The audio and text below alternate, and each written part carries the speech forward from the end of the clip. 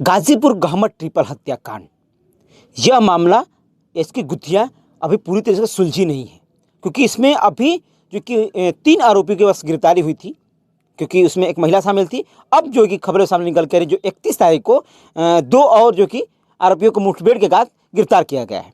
Brown Singh हमारे साथ बातचीत करने के इस मुद्दे पर और पूरी खबर आपको बताएंगे कि आखिर में ये मुठभेड़ कहाँ हुआ था और किनकी अभी गिरफ्तारी हुई है। जिस तरीके से 12 नामजद दिए गए थे इसमें गहमर ट्रिपल हत्याकांड में, अब 3 लोग की और ये 5 लोग की गिरफ्तारी हुई, 7 लोग और बाकी हुए हैं। ब्राउन जी, गहमर ट्रिपल हत्याकांड जो कि अभी मामला पूरे तरीके से आक्रोशित है।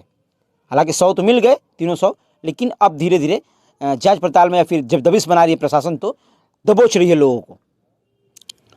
देखिए, ये मामला गहमर ट्रिपल हत्याकांड का गाजीपुर ही नहीं, हमको लग रहा है कि पूरे पूर्वांचल में ये एक ऐसी घटना हुई थी जो जितनी सुर्खियां बटोरी उतना शायद पूर्वांचल में कोई इस तरह की घटना जो है सुर्खियां नहीं बटोर पाई।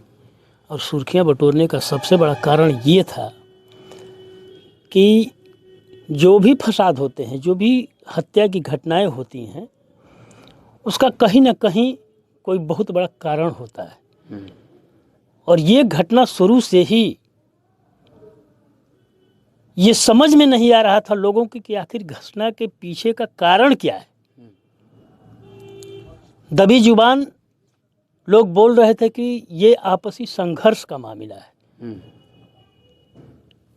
और लोग इनकार कर रहे थे जो इस मामले में वांछित हैं या जिनके परिजन के व्यक्ति मारा गया है, जो लड़के मारे गए हैं, उनके परिजन भी इस बात को साफ इनकार कर रहे थे कि ऐसा कोई बात नहीं है, आपसी वर्चस्व की बात नहीं है। लेकिन वर्चस्व की लड़ाई नहीं है। लेकिन मामला सामने खुल कर के आया कि ये मामला लगभग 2 साल पहले का किसी कबड्डी के ग्राउंड में खेल में जो है आपसी संघर्ष प्रारंभ हुआ वहीं से। और वो घटना इतना बढ़ता गया, धीरे धीरे इतना बढ़ता गया कि जान तक आ गई, कि क्रिया की प्रतिक्रिया बराबर होती रही। कभी इधर के लोग उधर जाकर के गोलियां चलाते थे, कभी इधर के लोग उधर जाकर के गोलियां चलाते थे, कभी किसी को मारपीट के द्वारा डंडे से मार दिया जाता था। यहाँ तक कि पता चला है कि चाकू से भी वार किए गए थे, जबड़े पे कभी। और ये मामला बढ़ता हुआ आज इस मुकाम तक पहुंचा 3 लोगों की कि हत्या हो, 3 लोगों की नृशंस तरीके से हत्या कर दी गई और ताला में फेंक दिया गया। और कितनी हृदय की कठोरता उसको बोल सकते हैं आप, जो शातिर अपराधी भी कांप जाएगा इस तरह की घटनाएं करने में। लेकिन वो लोग शातिर अपराधी नहीं थे, ये तो सत्य है। वो सामान्य किस्म के लड़के थे, मनभर बोल सकते हैं। लेकिन जिस तरीके का घटना हुआ उससे शातिरपना का भी जो है, शातिरपना तो प्रशासन बनी है ना, कानून बना है ना, एक तरीके के लिए हो गया, कानून बना है ना चीज़ों को देखने के लिए। आप हत्या किसी की थोड़ी नहीं कर देंगे ऐसे। ना हत्या, देखिए, हत्या किसी भी चीज़ का सलूशन नहीं है, किसी भी समस्या का सलूशन नहीं है, और हत्या को कभी भी बढ़ावा नहीं दिया जा सकता है। लेकिन आपसी वर्चस्व का ये नतीजा, सचमुच वो आपसी वर्चस्व का ही नतीजा है कि इतनी बड़ी घटनाएं हुई। अभी तक 3 आरोपी की गिरफ्तारी हुई थी, अभी 2 लोगों को और मुठभेड़ में पुलिस ने गिरफ्तार किया। कौन कौन नाम है ब्राउन जी? 3 लोगों की जो है पहले गिरफ्तारी हुई थी।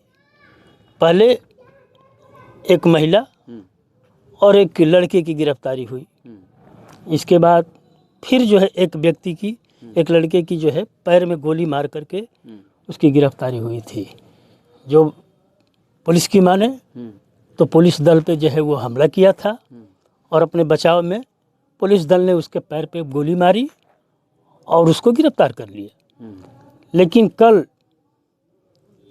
कल का दिन जो था, घटनाक्रम के रूप में ऐसा सामने आया कि 2 लड़के जो अभियुक्तों की श्रेणी में शामिल हैं, एक का नाम था अमन सिंह पुत्र अरविंद सिंह, निवासी गहमर पट्टी खेलू राय, थाना गहमर।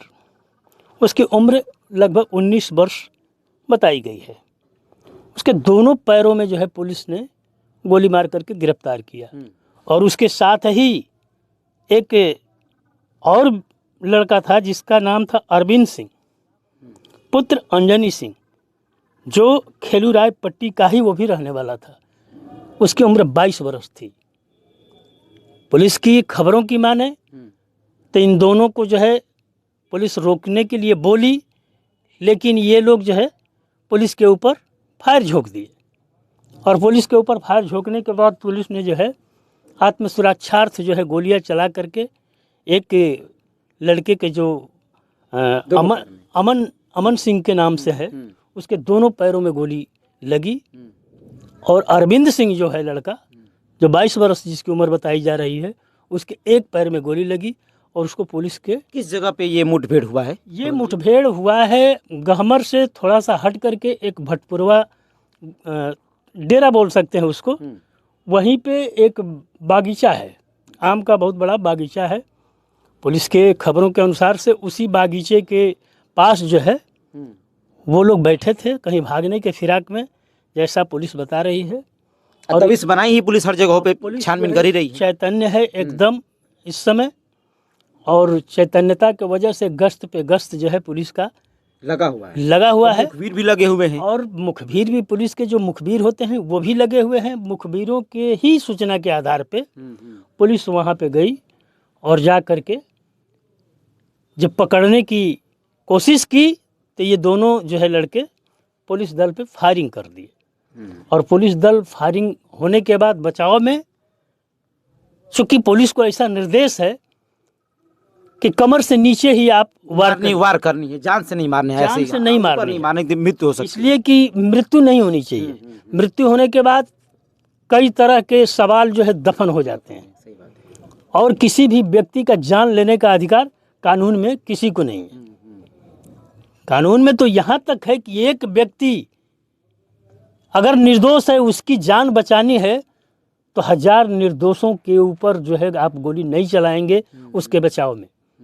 बेशक वो 1000 जो है दोषी जो है छूट जाए, लेकिन एक व्यक्ति अगर निर्दोष है तो उसको गोली नहीं लगनी चाहिए। तो अच्छा, उस उम्र बहुत कम है इन लोगों की, 19 वर्ष, 23 वर्ष, 22 वर्ष, ये सब 25 वर्ष से नीचे ही। सोचिए कि बहुत उम्र कम इन लोगों की। सारे लड़कों की जिस लड़कों का नामजद किया गया है मुकदमे में, वो सारे लड़के मान करके चलिए कि 25 वर्ष से नीचे के। अभी युवा भी ठीक तरह से उधर नहीं हुए हैं। मान लीजिए कानून की नज़र में 18 से ऊपर जो है वो बालिग हो गया है, लेकिन 25 वर्ष की उम्र तक सामाजिकता उसके अंदर नहीं आती है। प्रौढ़ता जिसे हम कहते हैं, सामाजिक प्रौढ़ता उसके अंदर नहीं आती है। और ये घटना जो हुई है इन्हीं सब के चलते हुई है। वो लोग समझ नहीं पाए कि इस तरह की घटनाएं जो हम कर रहे हैं इसका परिणाम क्या होगा। आज पूरा परिवार परेशान है। गोली मारने वाला फरार है, लेकिन परिवार पूरा परेशान है। और इनकी ज़िंदगी तो गई ही गई, पूरे परिवार की ही जो है ज़िंदगी आफत में पड़ गई है। तो इस तरह की घटनाओं से हमको अगर आप पूछ रहे हैं तो हमारे द्वारा ये संदेश है कि कम से कम युवाओं को इस तरह की घटनाओं से अपने आप को दूर रखना चाहिए। इसलिए कि पूरी जिंदगी पड़ी है तुम्हारे पास, और जिस माँ और बाप ने तुमको पोष पाल करके इतना बड़ा किया है, तुमसे बहुत अपेक्षाएं हैं उसके अंदर।